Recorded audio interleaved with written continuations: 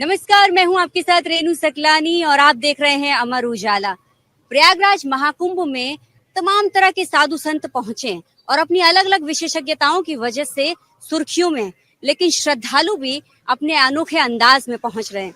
कोई दंडवत पहुंच रहा है तो कोई पैदल यात्रा कर रहा है।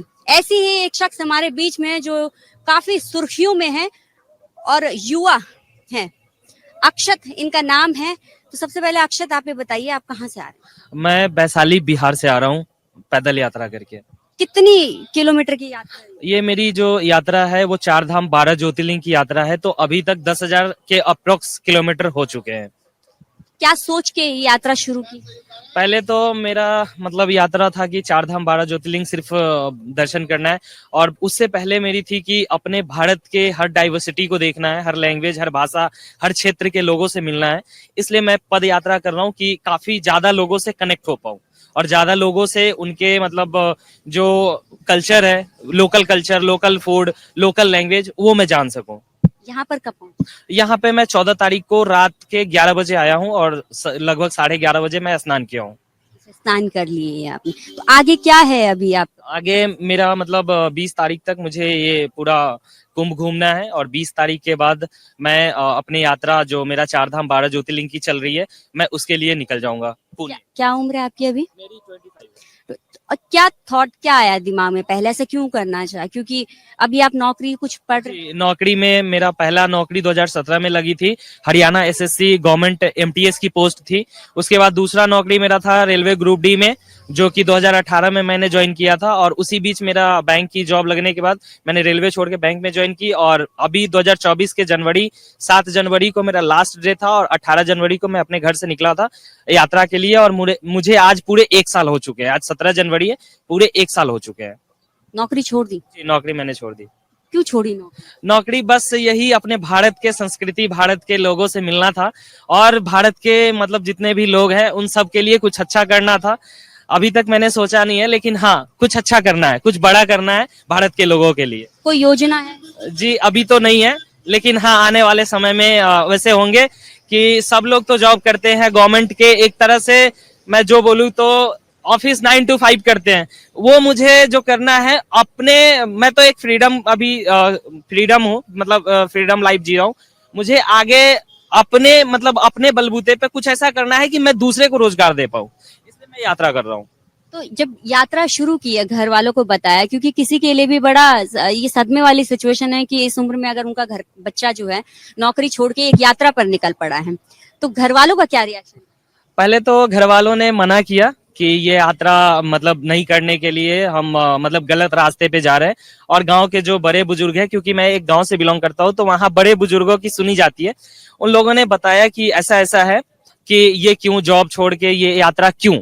फिर मैंने उनको समझाया कि मैं एक बुद्ध की धरती से आता हूँ, वैशाली से हूँ, और बुद्ध भी अपने बहुत कम एज में उन्होंने यात्रा की थी, अपने फैमिली को ना देखते हुए। उनके भी फैमिली थे, माता पिता थे, पत्नी थी, फिर भी बच्चे भी थे, उनको छोड़ के वो यात्रा किए, और आज उनके अनुयायी बहुत सारे हैं। उनके मतलब एक धर्म तो नहीं, लेकिन हाँ उनके अनुयायी बहुत सारे लोग हैं। तो मुझे इसलिए यात्रा करना है, मैंने उनको समझाया, फिर उन लोगों ने परमिशन दी यात्रा के लिए।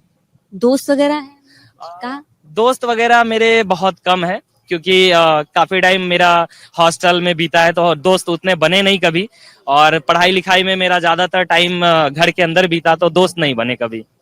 तो एक चीज ये भी तो है कि आप यात्रा पर निकले हैं, नौकरी आपने छोड़ दी, तो क्योंकि रोजगार भी तो जरूरी है, कैसे मैनेज कर? अभी मैं मैनेज अभी यात्रा में जो मैनेज, मैं तो चलता हूँ वाई वॉकिंग, तो मुझे ट्रांसपोर्टेशन का कोई खर्च नहीं आता है, और खाने पीने के लिए, रहने के लिए मैं ज्यादातर मंदिर पे डिपेंड हूँ, और लोकल लोगों पे, जैसे मंदिर, आश्रम हो गए, गुरुद्वारे हो गए, और अगर कुछ नहीं मिला तो मैं अपना टेंट रखा हूँ। मैं पेट्रोल पंप और ढाबे वगैरह पे अपना टेंट लगाता हूँ।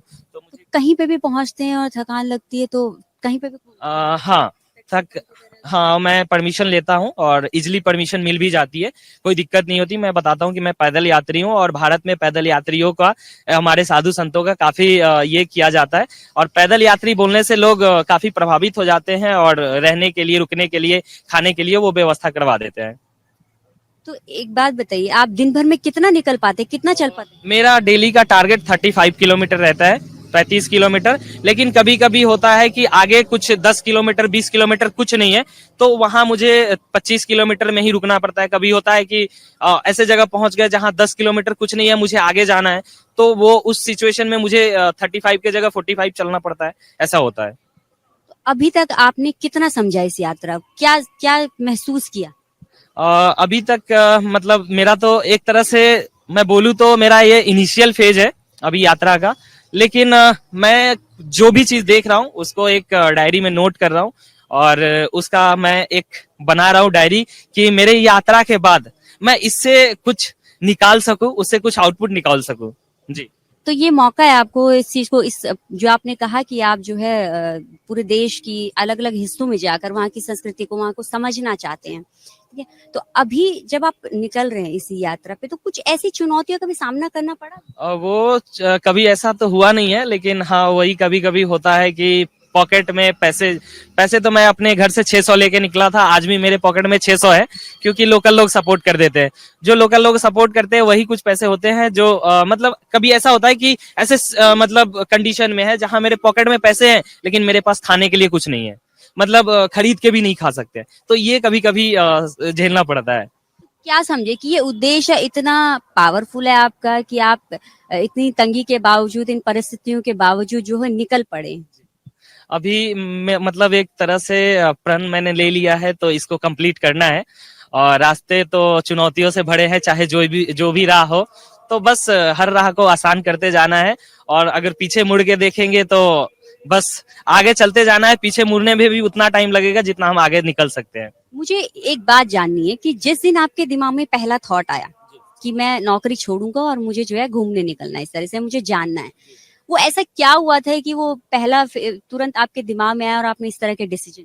वो मुझे घूमना तो पहले से ही था, नौकरी से पहले मैं बैंक में था या रेलवे में था उससे पहले, क्योंकि मैं रेलवे का मतलब एग्जाम देने या और भी सारा एग्जाम देने मैं इधर उधर जाता था, तो काफी कुछ टाइम की वजह से या पैसे की वजह से मैं घूम नहीं पाता था, क्योंकि उतनी मतलब घर से कभी उतना सपोर्ट मिला नहीं, क्योंकि मैं खुद ही काम करता था, खुद ही पढ़ाई करता था, तो उतना सपोर्ट मिलता नहीं था घर से, तो मैं कभी घूम नहीं पाया। और मेरे मन में था कि अगर मैं यहाँ पटना के किसी एक रूम में बैठा हूं, तो आंध्र प्रदेश के लोग कैसे होंगे, क्या बात करते होंगे, मेरे बारे में क्या सोचते होंगे।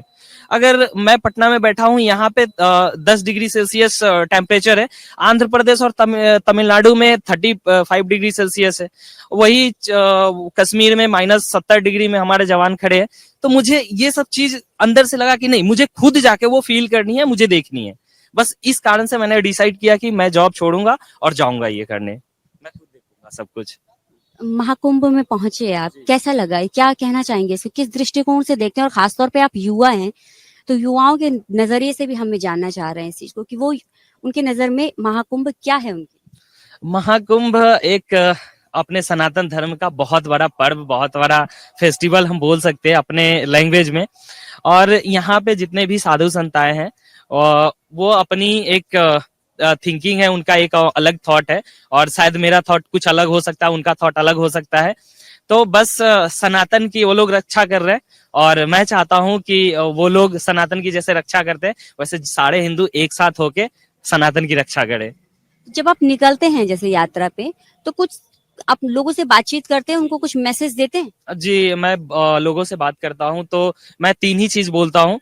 एक तो इन्वायरमेंट के लिए सबसे पहला है पेड़ को बचाना, दूसरा है पानी को बचाना हमारे फ्यूचर के लिए, और तीसरा जो है प्लास्टिक को कम करना, जो भी हम यूज कर रहे हैं उसको कम करना, क्योंकि प्लास्टिक से हमारे बहुत सारे इन्वायरमेंट का ये हो रहा है, नुकसान हो रहा है, और इस कारण से आगे जाके सुखाड़, भूकंप और बहुत सारे समस्याएं हो सकती है। तो इसलिए मैं ये चीज सब लोगों को बोलता हूँ कि पानी का यूज कम करे, मतलब गलत यूज ना करे। उसके बाद ये पेड़ को ना काटे, मतलब रोपे, नया पेड़ जो है लगाए, और मतलब प्लास्टिक का यूज कम करे। मैं ये 3 चीज हमेशा लोगों को समझाते रहता हूँ। तो मकर संक्रांति जब आपने स्नान किया उस दिन, कैसा महसूस हुआ? काफी अच्छा लगा, क्योंकि उस दिन घर वालों ने पूछा कि वहां स्नान करके आए? जी जी जी, घर वालों ने कॉल करके पूछा था कि क्या हुआ। मैंने बोला कि मैं तो अभी 11 साढ़े 11 बजे पहुंचा हूँ, तो 11:30 में मैंने स्नान किया था। फिर उन्होंने पूछा कि कैसा था, मैंने बोला कि काफी अच्छा था। लोग तो नहीं थे क्योंकि पूरा लोग खाली हो चुका था, रात काफी हो गई थी। तो काफी अच्छा लगा स्नान करके यहाँ पे, और एक पॉजिटिव एनर्जी मुझे यहाँ पे फील हो रही है।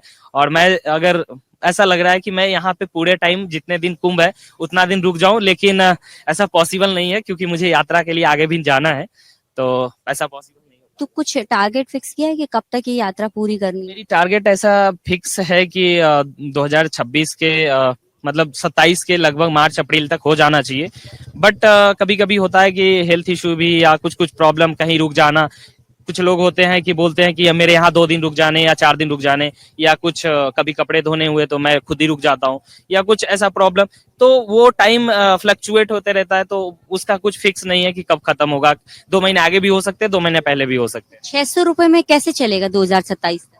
अभी तक तो 1 साल मैंने कंप्लीट कर लिए 600 में, और अभी भी मेरे पास 600 रुपए है। और उम्मीद करता हूँ कि ये 600 मैं घर लौटूं तो अपने घर लेके जाऊं। तो ये संभव है? ये पॉसिबल है। साथ में कोई है या आप अकेले चल रहे हैं? अभी अकेले चल रहा हूँ, और मुझे एक बंदे मिले हैं यहाँ पे, वो अभी सिर्फ कुंभ के लिए है। ऐसे मैं अकेले हूँ। अक्षत को क्या लगता है उसकी ये यात्रा उसको कहाँ लेके जाएगी? मुझे लगता है कि यात्रा मुझे, जिस तरह से गौतम बुद्ध को वो कुछ नहीं थे और उनको एक भगवान की उपाधि या जो भी है वो उपाधि मिल गई है, शायद मुझे उतना तो नहीं, लेकिन हाँ, जहां पे मैं था, जो थिंकिंग मेरी थी, उससे काफी मैं ऊपर उठ चुका हूँ जब यात्रा मेरी खत्म होगी। युवाओं को क्या संदेश देना चाहेंगे? बस उनको भी यात्रा करना चाहिए। और हमारे भारत इतने बड़े, मतलब जो डाइवर्सिटी वाला देश है, विश्व में कहीं भी नहीं है। और उनको भी यात्रा करना चाहिए और देखना चाहिए। और मेरी तरह आप फ्री ट्रेवल कर सकते हो, कोई दिक्कत नहीं है। भारत अपना घर है, और यहाँ पे बोला जाता है वसुदेव कुटुम्बकम, हर अतिथि देवो भव। तो यहाँ पे वो चीज मुझे देखने को मिला काफी भारत के अंदर।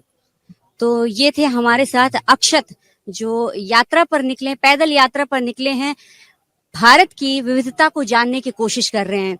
यकीनन एक युवाओं के लिए भी एक बेहतरीन संदेश है कि भारतीय संस्कृति को जानने और समझने का ये एक बड़ा अवसर उनके सामने है।